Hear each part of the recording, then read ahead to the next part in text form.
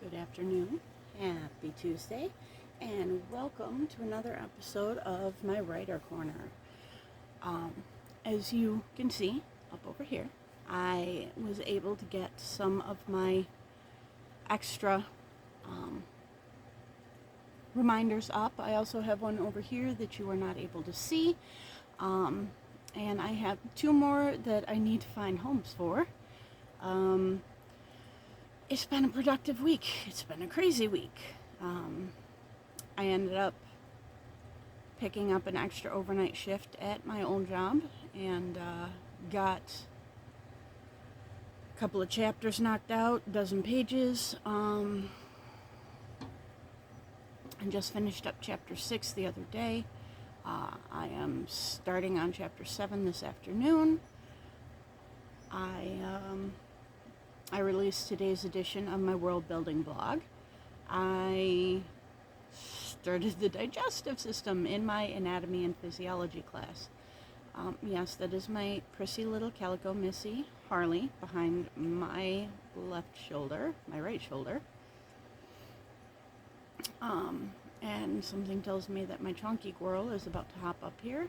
That's what that tremor was her coming to demand the pets because of course, why wouldn't she? I am recording my show. So, there's that, yeah. And,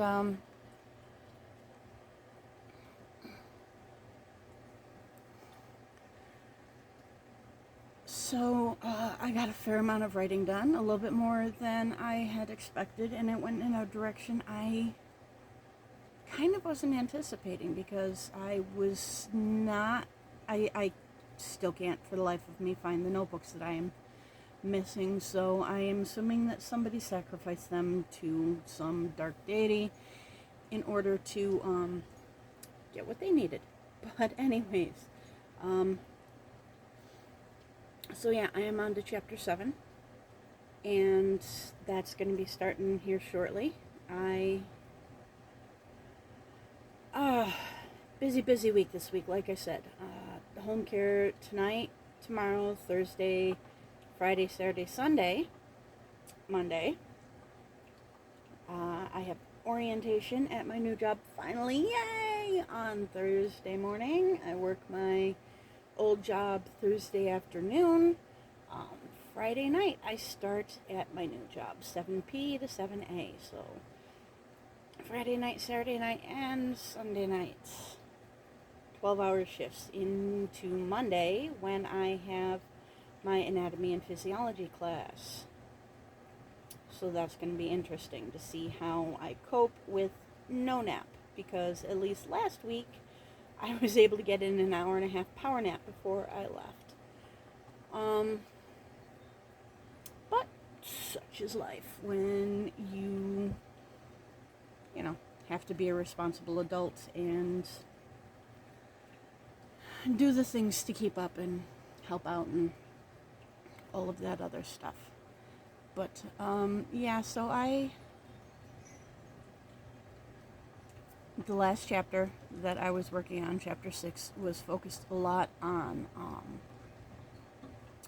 the Monster Wars. Well, more of Mythos' Phantom Knights, who are sort of sidelined at the moment in the Monster Wars, because the king has a special mission for them, but they aren't able to go on it until their commander returns from Nishan, which anyone who has read my first or second book will know all about that. But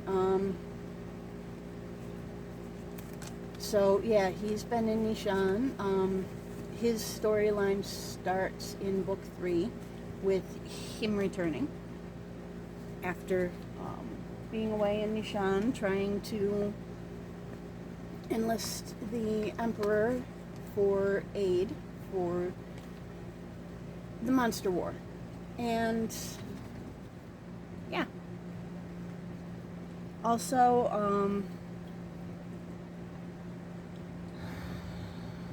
Blythe's storyline starts with her and Liren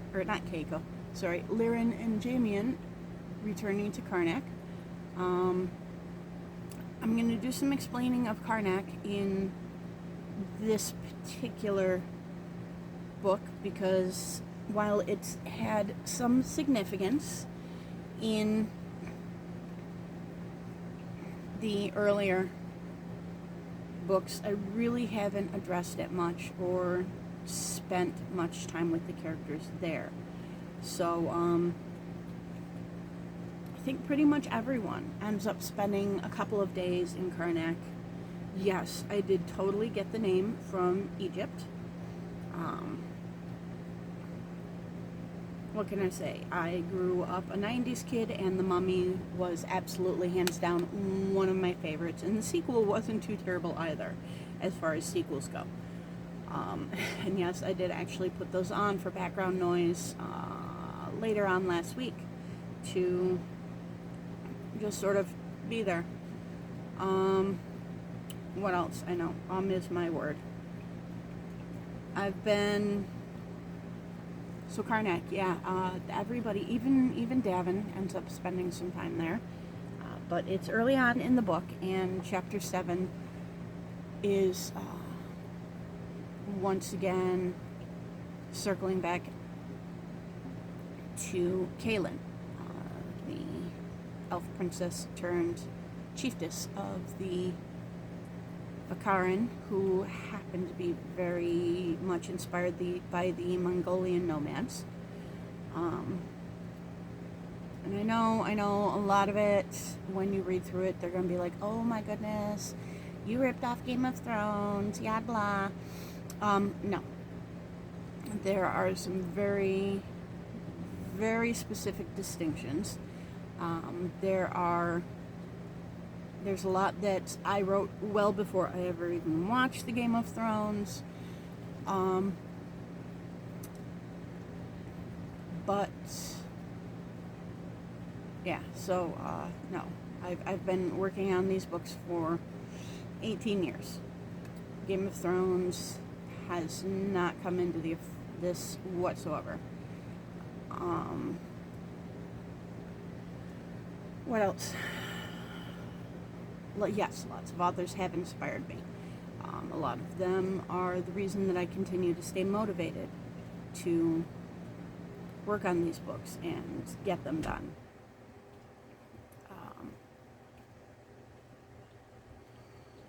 But yes, Kaelin is chapter 7. So the main storylines that I follow are Blythe with Liren and J-Man.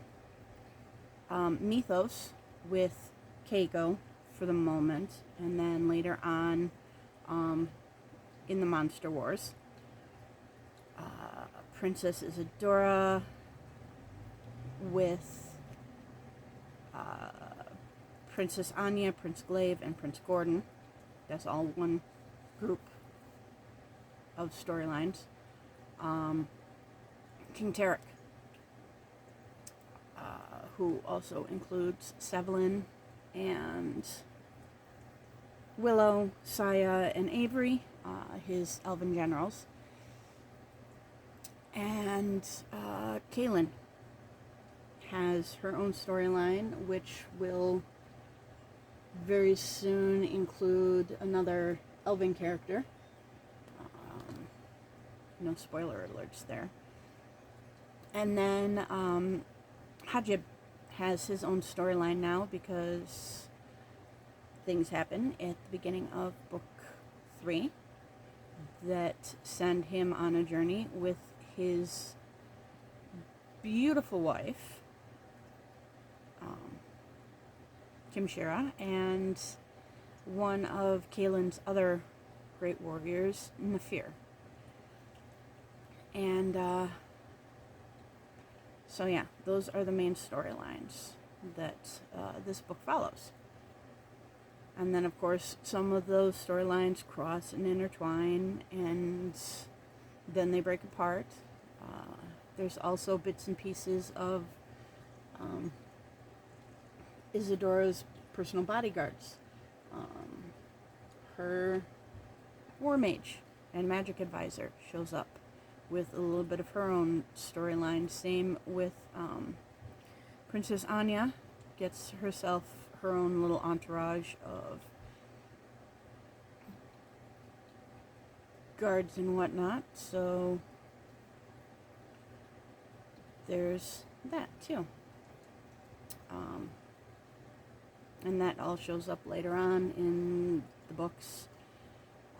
Princess Anya has a lot going on politically, considering that she is a foreign princess who is coming into a kingdom that is currently at war.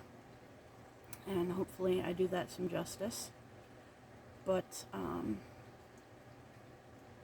if you're really interested in the storylines, feel free to check out my audio, my podcast, my show on Spotify, which I will include the link below. And yeah, that pretty much covers it for today. Hopefully I will have a couple more chapters knocked out here in the next week, and I'll have some good reports for my new job and whatnot. But in the meantime, like and subscribe, and thank you so much for your patronage. Have a great day.